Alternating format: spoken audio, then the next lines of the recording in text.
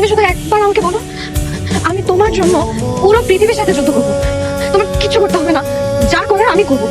তুই খুব ভালো করে জানিস এটা সম্ভব না, কোনোদিনও।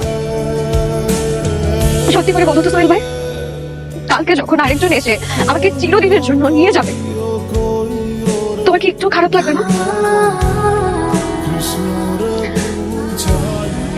সোহেল ভাই জানো, আজকে তোমার রিনা শেষ দিন। কালকে থেকে তুমি যে রিনাকে দেখবে,